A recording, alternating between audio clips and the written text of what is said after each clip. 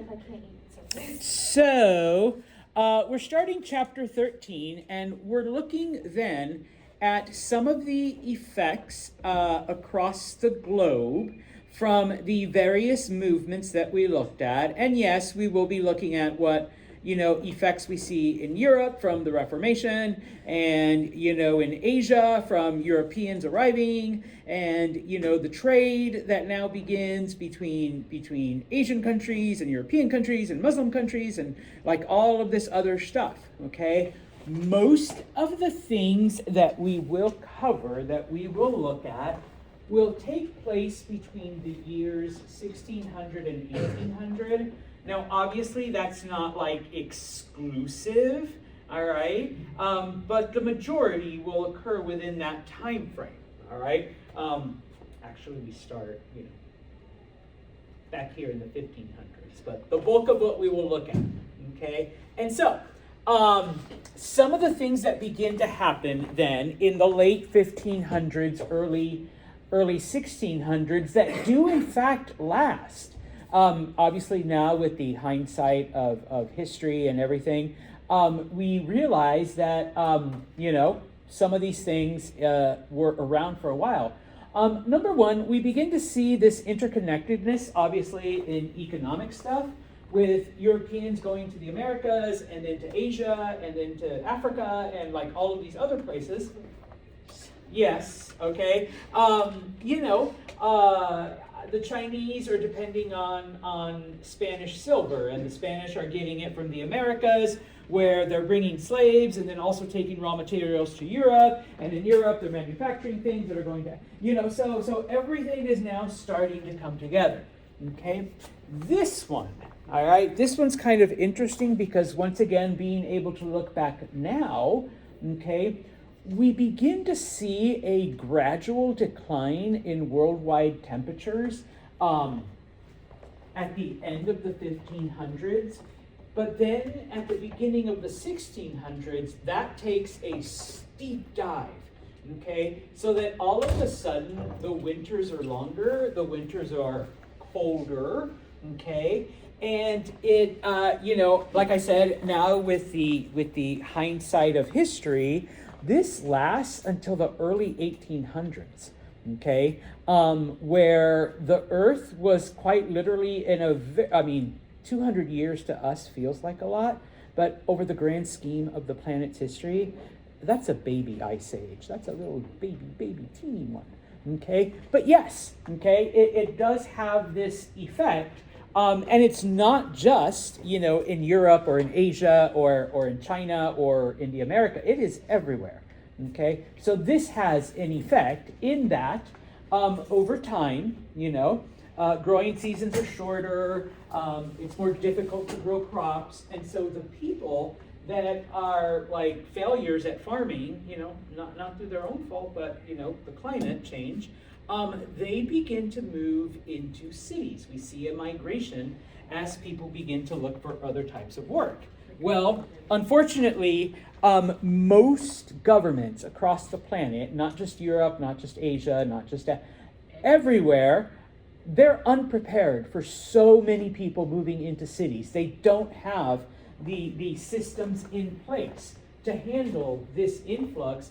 And oh, by the way, we still have this. I'm glad today's like this. We still have all of this, and, we have less food. We have less resources, okay? And so, we begin to see then many of the issues that come from humans, when you have too many in one place, including brief resurgences of the plague, okay? Type of thing. I know. They never actually cured it for a while. Now, when it comes to the economy, okay? All right, so there's lots of gold, there's lots of silver, okay? The problem, though, and we've actually faced this here in this country for a while, so we can kind of apply it.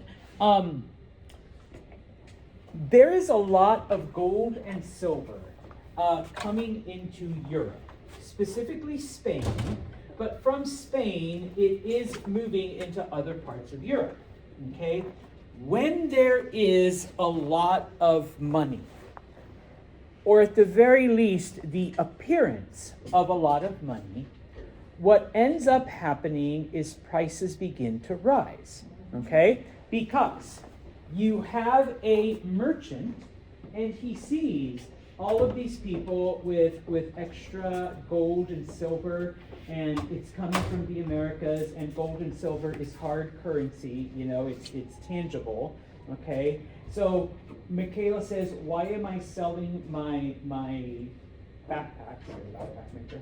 Why am I selling my backpacks for 5 gold coins when I have all these people here walking around in beautiful clothes and just throwing, 10 and 20 and 50 gold coins? And so Michaela decides, I'm going to start charging 30 gold coins for my backpacks. Okay? Well, for someone, let's say, like Veronica, who is, connected to the people that are bringing gold and silver back from the Americas, that's no problem. Like, I got gold falling out of my pockets. Okay? But, and this is a situation, this is called inflation, when there's, you don't have all that when there's too much money out there, okay? But, is everyone benefiting from all of this gold and silver? No. So what happens to the person who, does not benefit from this influx of money, and now suddenly the price of Michaela's backpacks go from 5 gold coins to 30 gold coins. Her salary is still the same, okay? Not to get too political or get on too high of a soapbox, but this is something that we've seen here in the U.S. over the last couple of years, where there is an increased concentration of wealth at the top, but most of us aren't really seeing that increase, but yet prices keep going up. And so yes, little by little, normal people, and I'm going to assume you're all normal, all right, are able to, well, I mean, Grace, you could be mega rich for all I know, but in this case, the average person can't keep up with this, and so, which is why, like, most recently when they were doing the whole thing about, like, the Epstein shit and all that, and Pam Bondi's like, but the Dow's at 50,000. I don't give a fuck about the Dow being at 50,000 because I'm not seeing any of that, all right? Type of thing. And so this is what we have happening in the...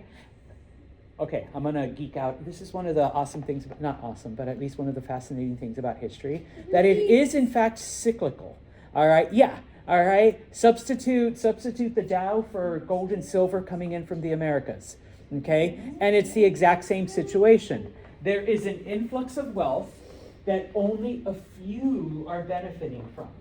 And so they are able to afford the higher prices, but the people that aren't benefiting from it, for them, everything just keeps getting more and more and more expensive. Oh, and by the way, we're still in a mini ice age, and there's still not enough food to eat. Okay. Now, granted, like, we're not really going. Well, I mean, it's been cold this winter. I was going to say we're not really going through it. Maybe we are. Like, we won't really find out for like another 100 or 200 years. Type of thing. Okay. And so I have the summary here. Okay. Now, what ends up happening, though, almost, I want to say fortuitously, or maybe not, okay, is right around this time, okay, this is when the gold runs out, okay, and so now the prices come crashing down. The stock market explodes, okay. And so for a while, for a while, okay, we're kind of trying to balance things out, but then the Spanish discover silver in Zacatecas and in Bolivia. Okay, so now we're back in the same situation. Okay, now what ends up happening though, okay, because at this moment in time, we're quite literally dealing strictly with gold and silver, like something real, hard currency. If you don't have it, you're out of luck. You better have something else that has some sort of value that you can go to Schmitty's store and buy food or buy clothing. And Schmitty takes gold and silver coins, but since I don't have those, will you take milk for my cow? And she's like, no, I'll take your cow though, and I'll give you, what you need, type of thing. All right. And so what ends up happening, and this is a credit to the Dutch mostly. They're the inventors, they're the creators of stock markets and lending houses, okay? So that, I will give you money, Santos, based completely on your projection that your cow will be able to produce X amount of milk.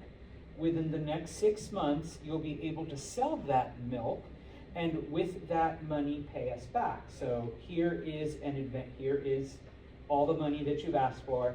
Now I can go to Schmitty's store and give Schmitty gold and silver for the supplies that I need. And I am hoping, I'm milking my poor cow every day so that I have enough so that I can sell it and make back that money. And so the people who invested in my cow, all right, like type of thing, they're making money off of it and things like that, okay? Speculative banking, all right? There's nothing there. You're wagering against the potential of something to happen, okay?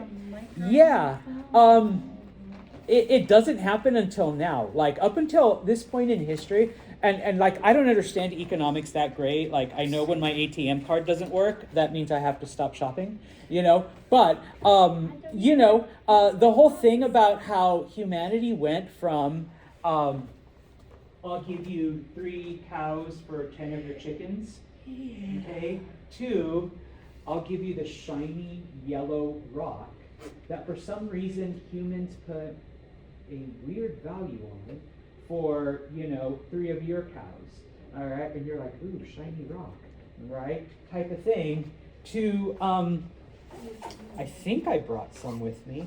No, not shiny rocks. To today that I can give Michaela, a green piece of paper with a funny little picture of a guy and a house on the back, and suddenly this means something. How much is this actually worth?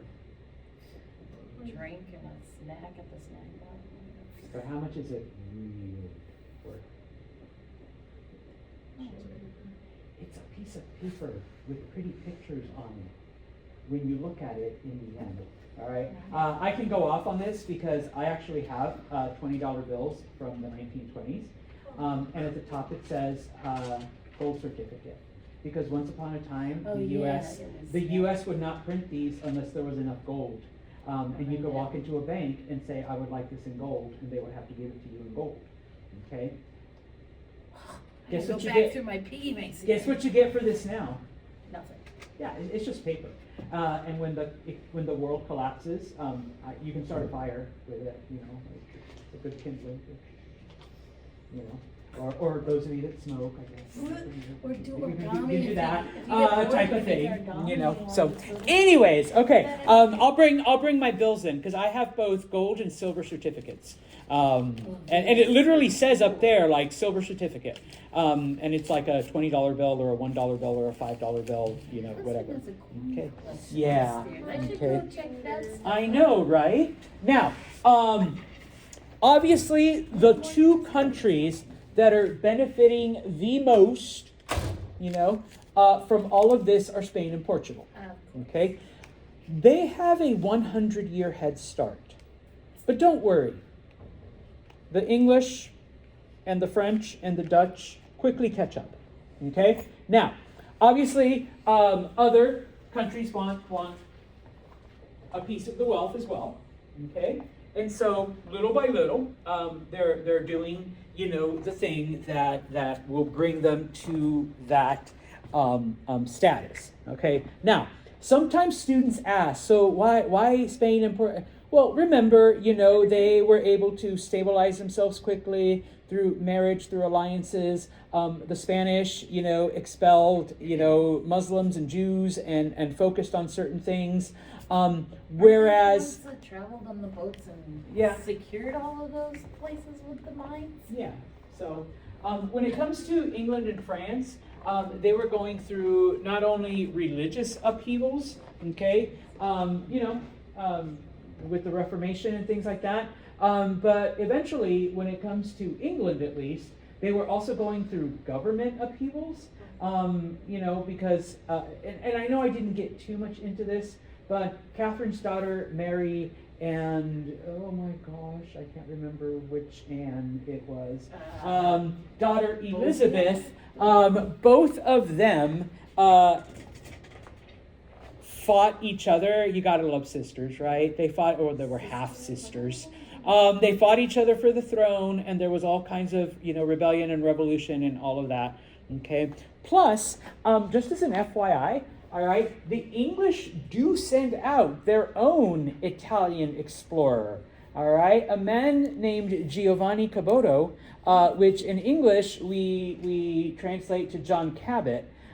He actually made it to Newfoundland, same place the Vikings did, went back to England and said, I found this place, there's natives, there's fur, there's fish. The English say, okay, here's another boat, go back and, bring back some stuff, look for gold, look for silver. John Cabot, or Giovanni Caboto, goes back to Newfoundland, and he's never heard from again. Oh, no. Yeah, no, disappeared. We literally have no clue what happened to him. Okay. All right, anyways. Changed his name and they don't know that's his original. So, England, France, okay, they basically take a back seat to the Portuguese. Okay, now, remember that once the Spanish have exhausted all of the gold supplies, okay, and of course the Portuguese do it as well, they begin to grow crops, okay? The main one is sugar, okay? And we've already talked about the effects that sugar has, not only monetarily, we'll get into more of that, but also in the worldwide economy, because, back to the first slide, okay? Now we're pulling slaves out of Africa, like, by the hundreds of thousands and millions, okay? Yes, all right? Now, sugar isn't the only crop, all right? Granted, it is the biggest, it is the most productive, it is the one that brings the most wealth, but does anyone know what indigo is used for? Dyes, okay?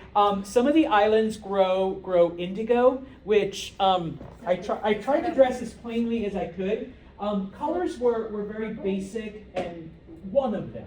Colors were very, very basic, and so people would pay extra for clothing that had red and purple, especially purple, okay? Purple used to be the color of royalty, okay? So, something like a brighter blue and not the navy, okay? Sorry, nobody wanted to. But, the lighter colors, something that was a little bit brighter, okay? Tobacco, okay, helps that tobacco's addictive, once people start growing it, type of thing. Like sugar. In places, like I said, they start doing all of this, okay? But between 1680 and 1790, so in 100 years' time, over 12 million pounds of sugar goes from the Americas to Europe. To Europe alone. This isn't even counting other parts of the world. Okay? Yeah, that's a lot of oatmeal. Okay? We are going to look at some of the various areas. Okay? So in this case, remember the Ottomans are still there controlling, their empire. To the east of the Ottomans were the Persians. In this case, we are looking at the Safavid version of Persia right now. Don't forget the Mughals, okay?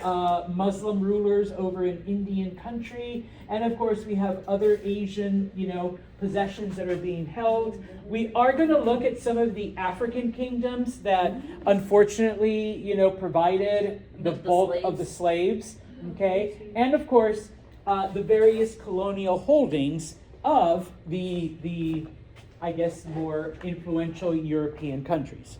All right? So, now, we're moving to a system that uses gold and silver as hard currency, okay?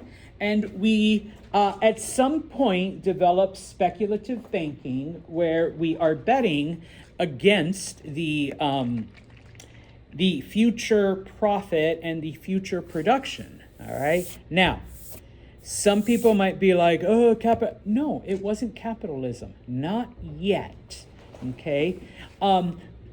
Between the 15, 16, and 1700s, okay, the global economy operated on a financial system known as mercantilism, okay?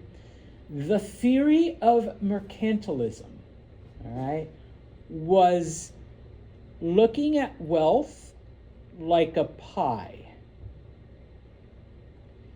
It was limited, and the bigger slice that you got meant the smaller slice other countries got.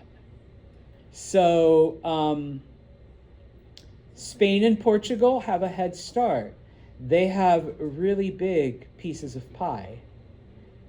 England, France, Netherlands, you need to take some of that pie for yourself.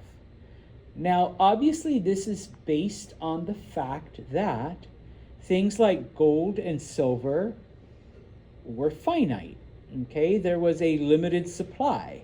Sure, sometimes they'd discover more, but then that would run out. So obviously, we need to do whatever is possible to get as much for ourselves, because the more we have, the less they do, okay? And so that's how countries operated, let's say during the 1600s, okay? And the motto was, wealth is power,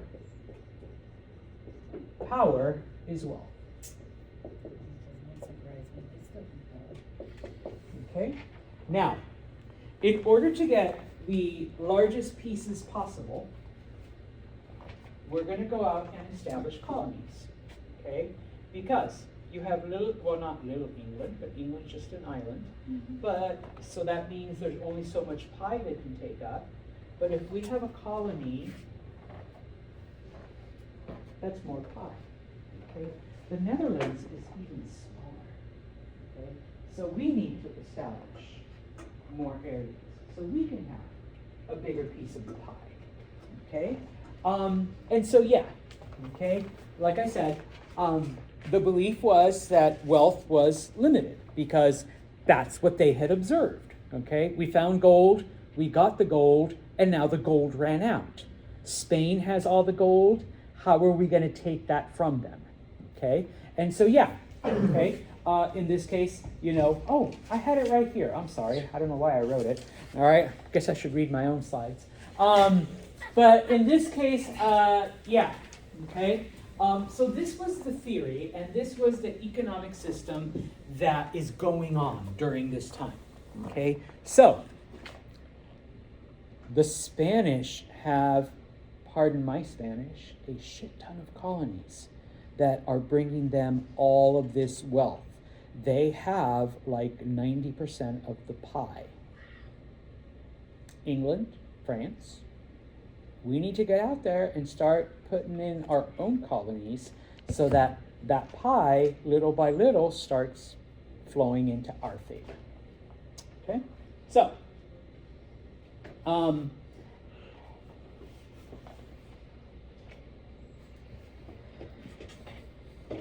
most of the colonies that the English and the French and the Dutch establish are not done directly by the government, okay?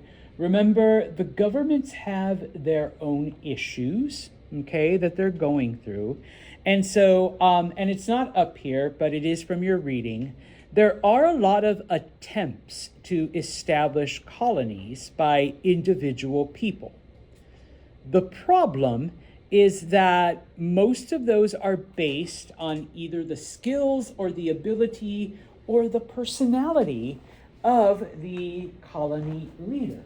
So men like Sir Walter Raleigh, okay, are able to influence people around them they go to North Carolina, they establish a colony, but they had arrived with the same idea that they would be like the Spanish, and they would force the natives to tell them where all the gold was. They would find the gold, and then they would take that and send it back to England.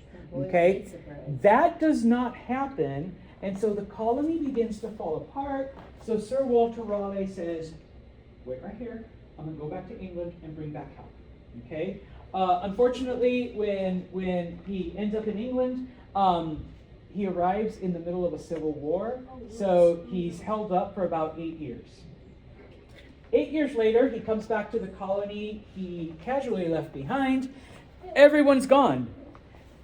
The buildings are there, but they're empty, and the only thing they find is a word on a tree that says Croatan. We still don't know what happened to the colony at Raleigh. Boom. All right? And this isn't the only story.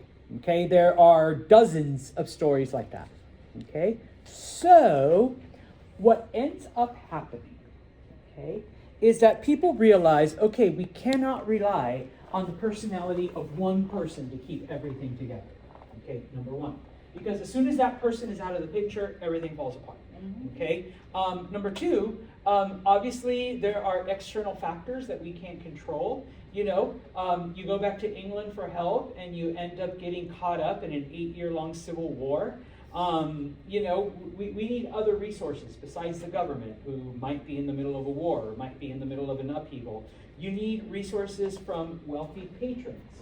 Okay? And so they begin to form what are called charter companies.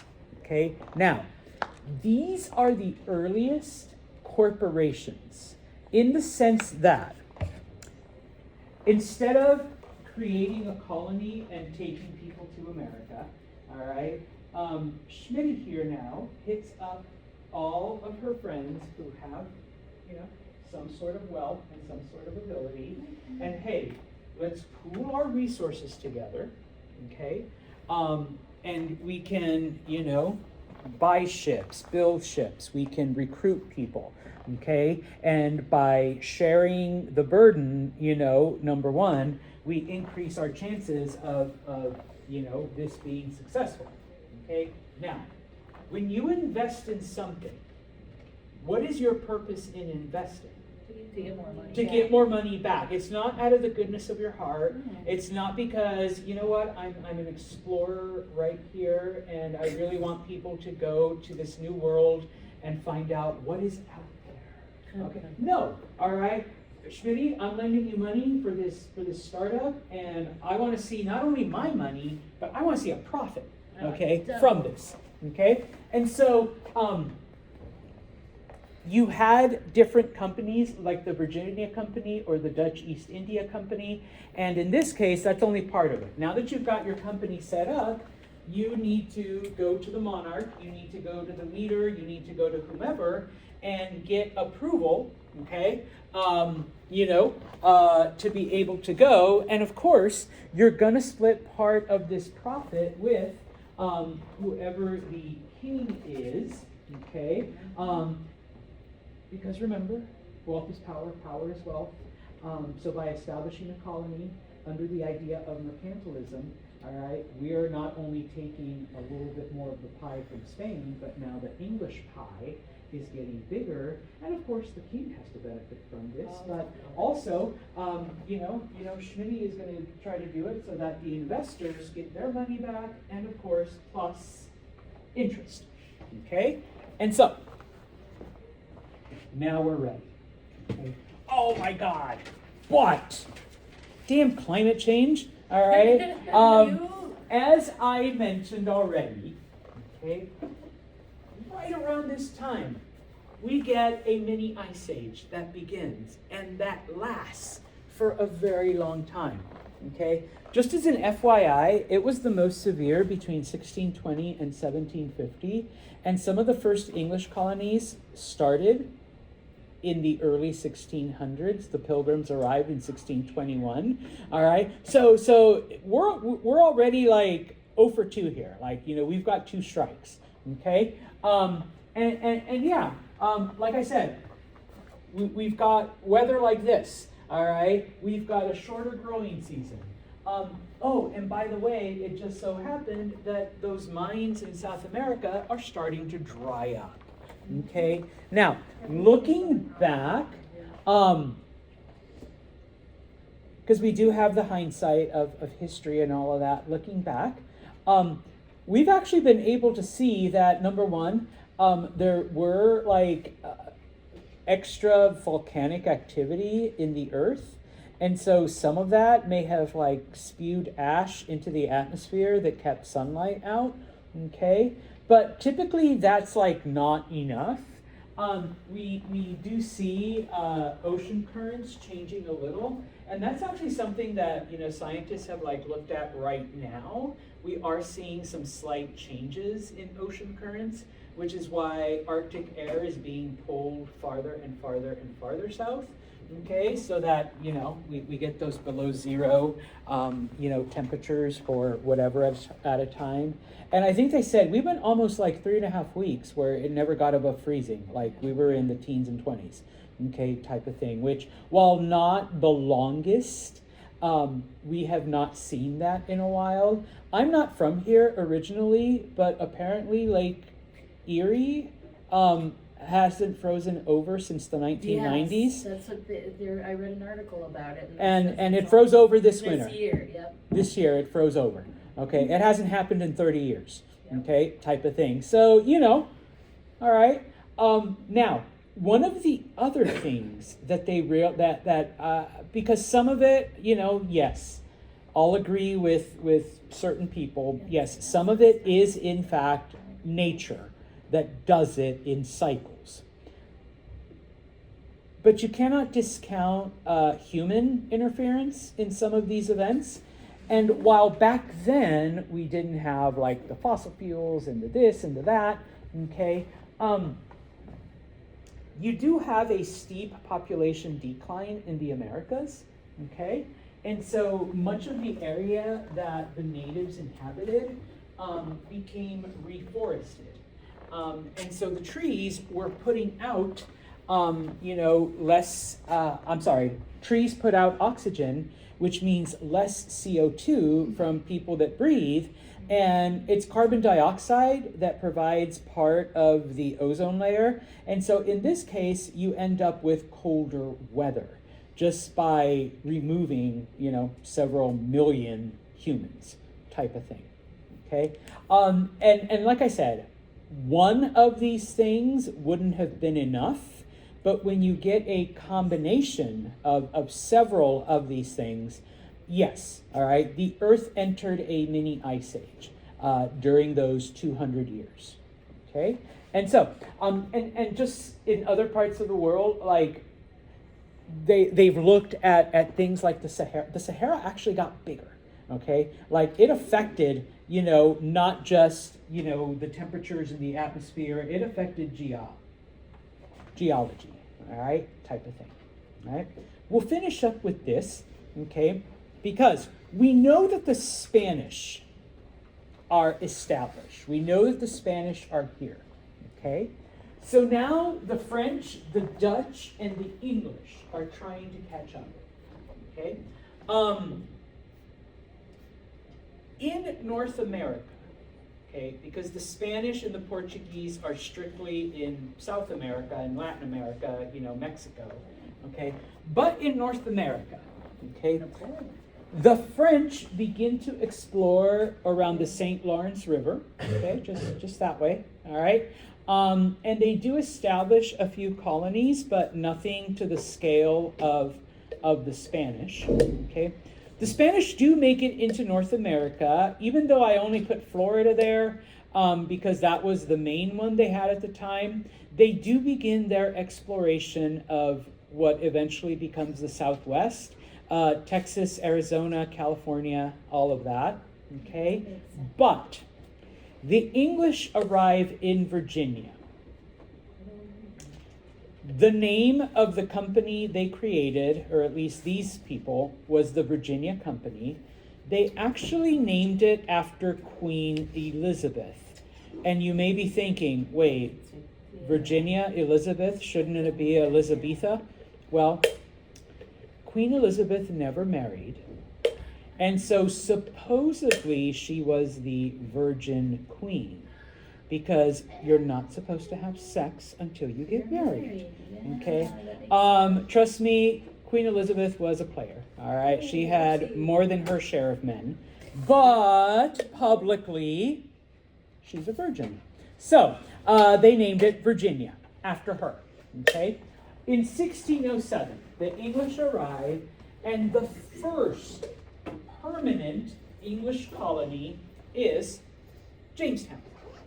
They name it after King James, who was the king when they sent them out. All right? Now, the original settlers came for gold and silver, just like the Spanish. Is there gold and silver in Virginia? No. No. They didn't find any. Okay, number one. Number two, that part of Virginia, okay, if you've never been there, it's near the Chesapeake, it's in southern Virginia. It is hot, it is humid, it is muggy, there are swamps, and in these swamps there are a shit ton of mosquitoes. I hate mosquitoes. It is all right? nasty. Um, when you go. At the time, the mosquitoes carried all kinds of disease. And so little by little, the settlers are getting stung, catching diseases, and dying. With those dead bodies, the remaining settlers are just throwing them into the rivers, hoping that they get washed away into the ocean. Now they're Okay. spreading it more. Yeah, because that is their drinking water. And so more people start dying. That's Oh how my the plagues goodness. start, you know. Okay. Well, over 80% of the original expedition dies. Okay. It isn't until 1610 when a relief force arrives, because this is the benefit of having a company, in that, our fearless leader goes back to England and says, hey, investors, I'm going to need just a little extra money because we're in trouble. 80% of the people are dead. All right, so No big deal. no big deal, but a little bit more money, a couple more ships, Some more bug spray. supplies, a little bit of bug spray. All right, maybe some hygiene training. All right, yeah, okay. So we do see the colony reestablished, and we will talk about what the English end up doing with that area. As far as the Dutch goes, all right, the Dutch were kind of like the Portuguese, in that they did not care about acquiring land or establishing colonies. They just wanted resources. They just wanted to trade. And so, kind of like the Portuguese, they just set up outposts. That's what the Dutch do at first, okay? They do change their tune after a while, but they set up outposts where they trade with natives, okay? We'll give you this, you give us that, we'll take it back to the Netherlands, and we'll see what we get for it. Okay? Yes, that was more the French. Okay? Eventually the French realized, all we find are these animals. I guess we can use some of their furs. But those furs eventually become popular in France. And this is one thing, I know it's not like that today, but even when I was a kid, if the French are doing it, everyone wants to do it. All right. And it was more so 100, 200 years ago. If the French are wearing it, we're going to wear it. Okay. If the French think it's cool, we think it's cool too. And we're going to do it. That way they have the Paris runway fashion shows. Yeah. Now, of course, it's always like, well, if the Americans are wearing it, then, that's why I'm not wearing jeans. That's why jeans, everyone wears jeans around the world and things like that. Okay. And so, okay, looking then, and this is where we finish, the English, the Dutch, the French, they all begin to establish their colonies in North America to try to compete with the colonies that are already there from the Spanish. All right? Stay warm. Have a good weekend. Okay? And